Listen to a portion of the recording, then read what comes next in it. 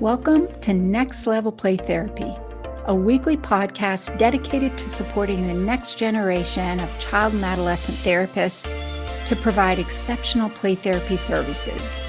We'll explore all things play therapy to elevate your work with children and adolescents using the therapeutic powers of play. I'll discuss practical tips and ideas so you can provide a transformative experience for your young clients and make a real difference in their lives. So get ready to take your play therapy skills to the next level and make a lasting impact in the lives of children, adolescents, and families. Hey there, good morning.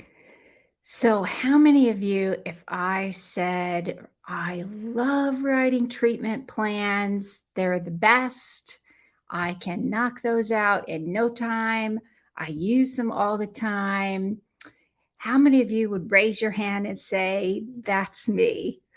The likelihood that is the vast majority of you is pretty slim.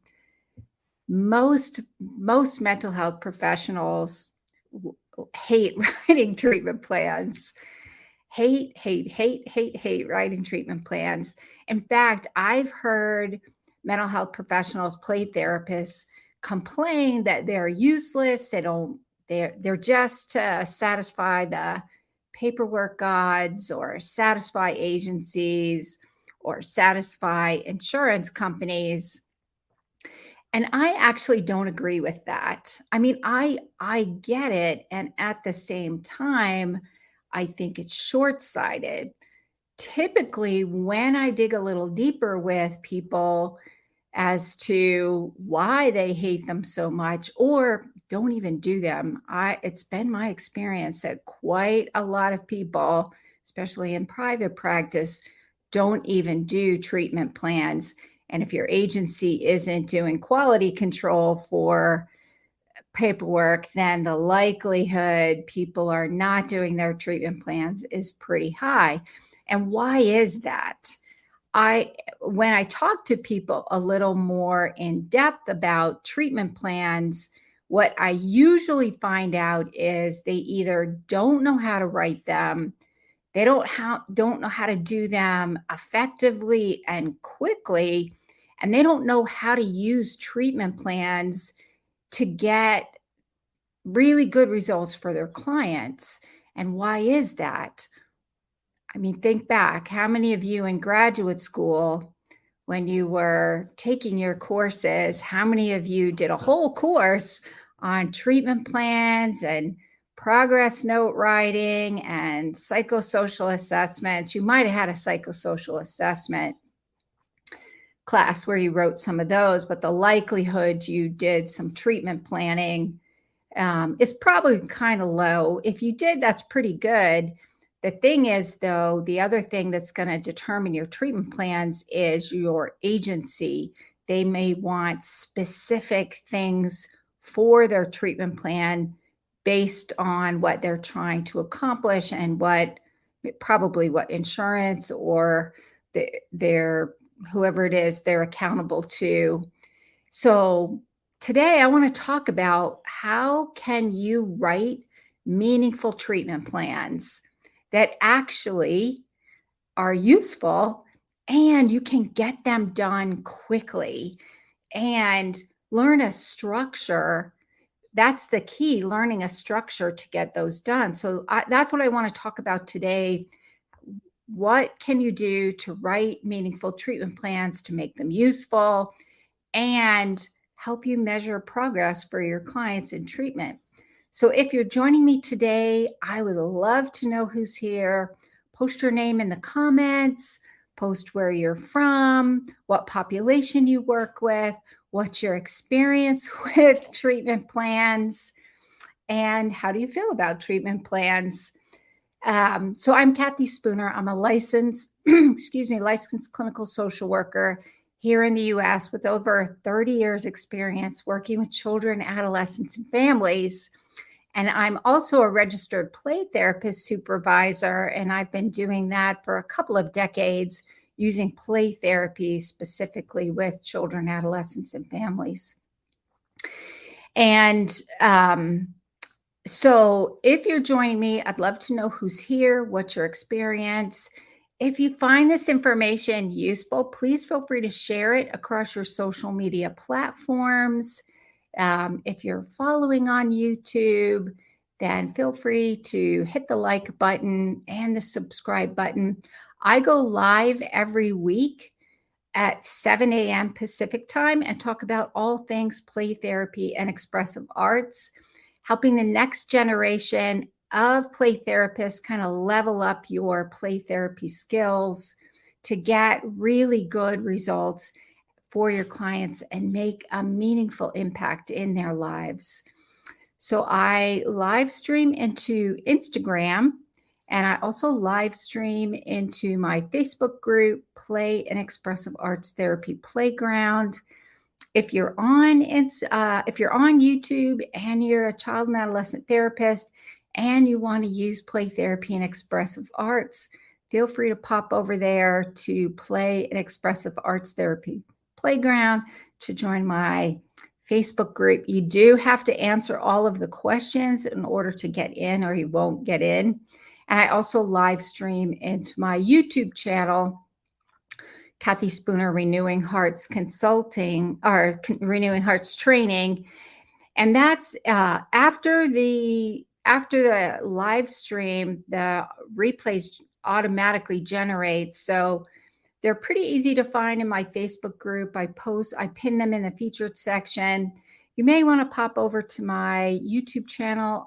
You can click on the live tab, and that's where all of my replays are. So let's see. Hey, Steph. Actually, oh, yay. Steph, you and I might be the outliers. Then on treatment plan, I find it useful. I struggle with the odd sentence structure Medicaid wants. That's interesting. Typically Medicaid, well, you're in Nevada, we write them. If you use a SMART focus, and actually, Steph, the treatment planning, I'm going to talk a little bit more about some of the courses that I have coming out. I have a couple out. I have some other ones coming out. For those of you in Play Therapy Academy, the course that I'm about to say is going to be inside of Play Therapy Academy. And I'll talk a little bit more about Play Therapy Academy at the end, which is my online play therapy consultation program. So in the next course, treatment planning course that's coming out, Steph, I'm going to go over this in detail. I'll give examples. If you use the SMART format, I don't know if you're familiar with SMART goals and SMART objectives, that will meet Medicaid standards. We write them all the time and don't have trouble with those. So that's a great question, though. All right. So first and foremost, what is the purpose of treatment plans? There is actually a really good purpose for treatment plans.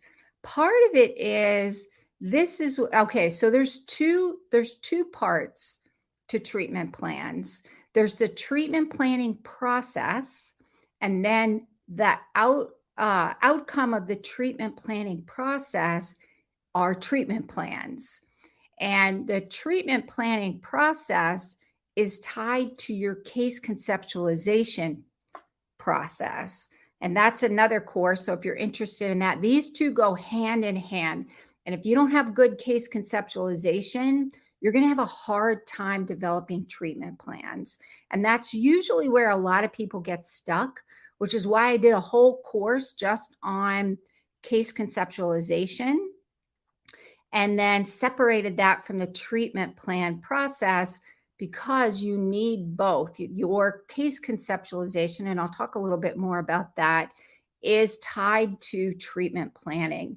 So your treatment planning process is where you're identifying what needs to happen. And the purpose of treatment plans is, one, to kind of co-create with your clients find out what it is they want to accomplish based on the reason that they're coming. And that's going to also help them engage in the change process. So it gives them also a vision for the work that they're about to engage in and what it is they're going to be working on. So that's a really important part of engaging them in the treatment, creating those meaningful treatment plans. The other thing about treatment plans is they give and treatment planning process, it gives you a roadmap, so to speak, gives you some idea of what needs to happen.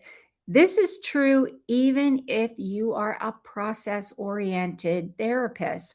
Like some play therapy models, like child-centered play therapy, Gestalt play therapy, Jungian play therapy, these are more process-oriented modalities as opposed to something like, I would say Adlerian is a little more structured.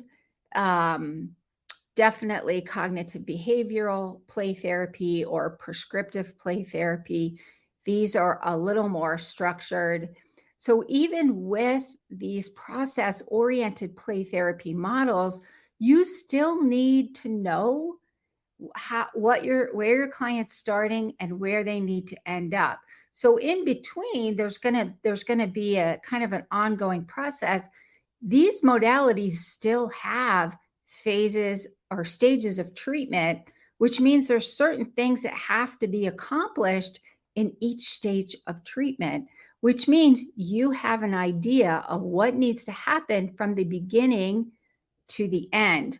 And one of the things that we know from research, there was some research that was done, or not research, there was an article that I read. This was in the Psychotherapy Networker, Scott Miller, and I forgot the other professional's name. Anyway, they were the Psychotherapy Networker wrote this article in which they were asking, it was addressed towards burnout, but it was more focused on talking to these masters in the psychotherapy world. Like, so these are top level professionals who are at the top of their game, getting really good treatment outcomes for their clients. And so they're asking these professionals, like, how do you avoid burnout? But what was interesting about the article was it became more about the way in which these professionals operated. And what I mean by that is they were able to conceptualize, this is your case conceptualization as well, and how it ties into treatment planning. They were able to identify their goal is from the very beginning, what needs to happen in order for my client to get the results that they want in the most efficient manner possible. So what does that mean, and how does that apply to treatment plans? It applies to treatment plans because this is your treatment planning process based on the conceptualization you did. This is where you're identifying what is going on and what needs to happen in order for change to occur.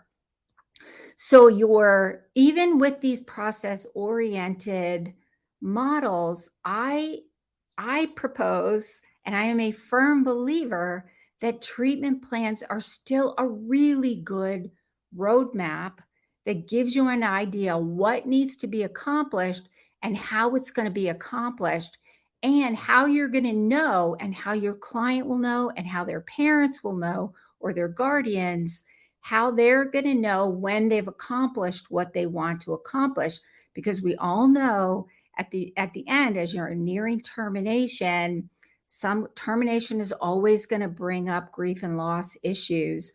And so sometimes it's really hard for clients to let go.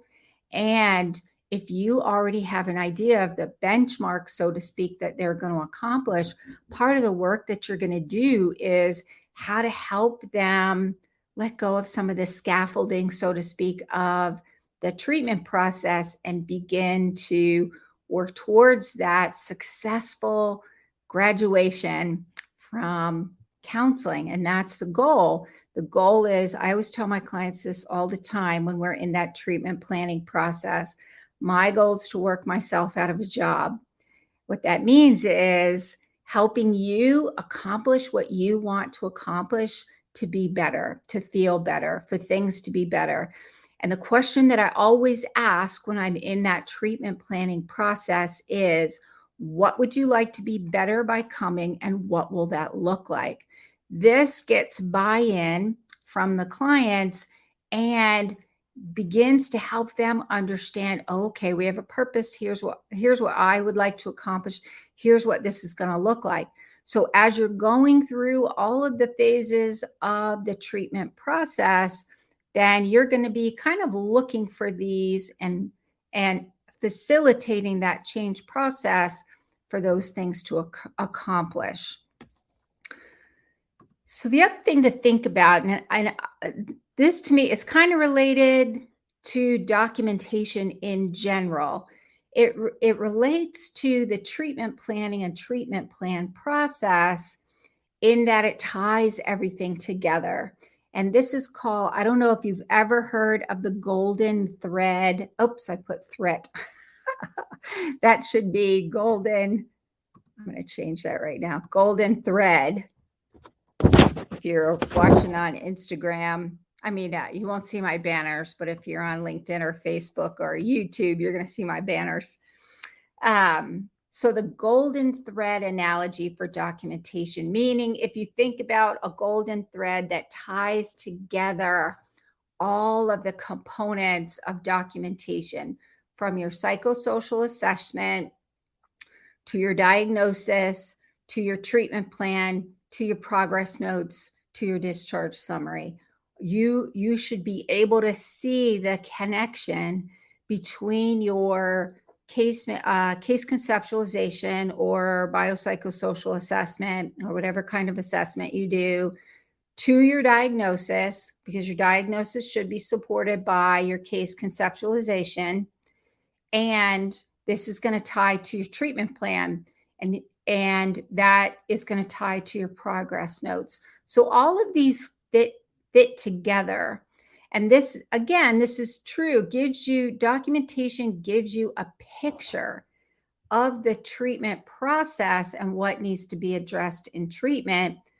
And I know people are a little nervous about progress notes and what they put in documentation.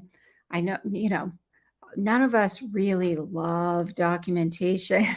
We didn't get into the mental health field to do documentation. Like, we don't live for progress notes. We got into this field because we want to make a difference in the lives of children, adolescents, and families. That's where our heart is. That's where our passion is. And documentation is part of that process. And it's an important part of that process, even though it's not our favorite. It is an important process. And having that connection where you can see that connection between the case conceptualization, treatment planning, diagnosis, and progress notes is going to provide that kind of good structure to help. One, it shows what's going on in the treatment process, but it's also a way for you to kind of go back and look, oh, here's what we've been doing along the way. But it also, if you're in an agency that bills for insurance, or you have some other kind of oversight, it's a way to make sure that the treatment that's being provided is right for that client, and it is being provided, and it's being provided ethically and effectively. So that is just the reality of it. And the other part of that is making sure clients aren't unnecessarily in treatment for longer than they need to be. That being said, some clients need to be in treatment for as long as they need to be in treatment. So there's always that balance between what the client needs, which is also, in my opinion, tied into how effective and how efficient are we at getting them where they need to be. And that what that usually means, are we challenging them therapeutically when they need to be challenged, or are we just kind of letting them come in and have like a grapey session, and we're not really challenging them to make much changes? I see that a lot. So the documentation kind of gives an overview of that, and the golden thread analogy is what ties it all together. And so here's the thing. Aligning your case conceptualization and treatment planning is key to writing good treatment plans. And I kind of mentioned this already. I'm going to go into a little more depth. So what is case conceptualization? Essentially, it's you're gathering all of the information. Most of us do a biopsychosocial assessment, and you're gathering that information and developing a case conceptualization, which is essentially what exactly is the problem. So here's the behavior, but what's underneath the problem? What exactly is the problem, and why is that problem happening?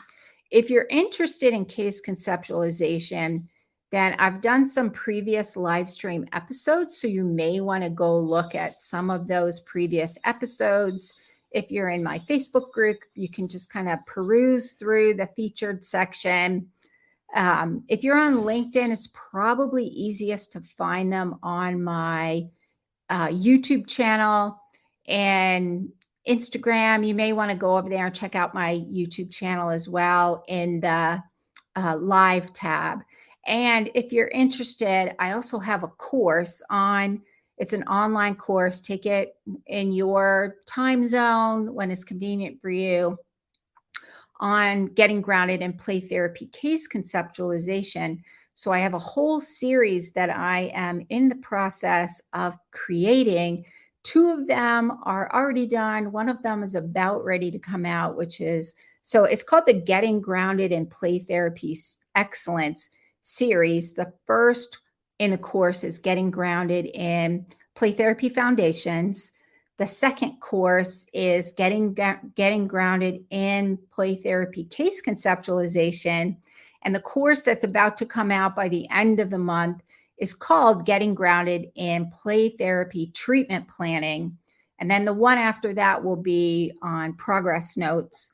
All of these courses are inside my Play Therapy Academy, which I'll talk a little bit more about Play Therapy Academy, because in Play Therapy Academy, we talk about these things all the time. We talk about case conceptualization and how that impacts treatment planning. So we'll do case presentations. It's an online group.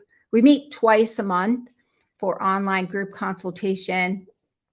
We do case presentations. We'll do case conceptualization.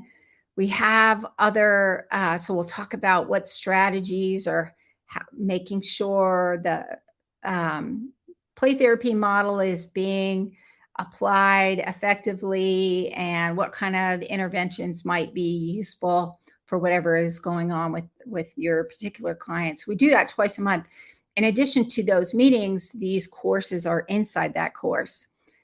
That being said, if you're not in Play Therapy Academy and you don't need that consultation piece, these courses are available just kind of like a la carte, meaning you can just go on there and purchase the course if you want. But so if you're interested in case conceptualization, I have a course on that.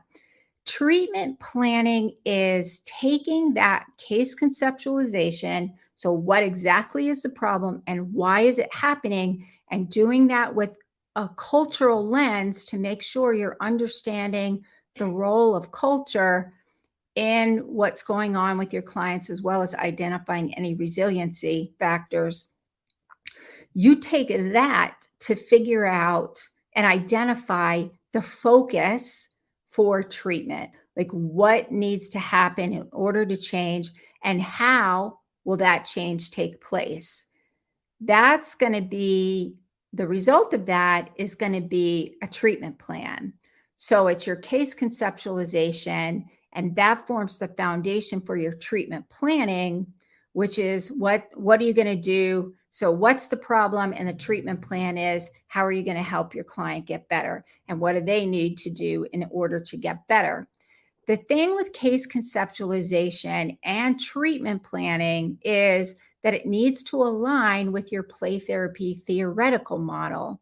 And why is this important for good treatment outcomes? Because your play therapy theoretical model is going to ground your sessions in a theoretical model. Even if you're using an integrated approach to play therapy, that's like prescriptive play therapy is ecosystemic play therapy. These are integrative models, and each of the interventions are going to be grounded in a theoretical model, which determines one, how you show up in the sessions, like your therapeutic presence. It's also going to help you identify your theory model dictates and influences how you conceptualize the problem. So a CBT play therapist is going to conceptualize the problem much differently than a child-centered play therapy therapist. So your theory model grounds your work from session to session, and it helps you navigate the ups and downs of the treatment process, because at some point, usually in the middle phase or when things aren't going so well, a lot of times what will happen is people begin to change and do things differently. And it's a lot like throwing spaghetti on the wall and hoping something sticks rather than being more intentional, because your theory model is going to help you figure out, okay, what's going on here, and then what needs to happen in order to help my client work through this. That's your theory model. And this helps you formulate your treatment plan, because your treatment plan is going to be based out of your theoretical model. So how you conceptualize the problem then determines what needs to happen for you to know how to fix the problem.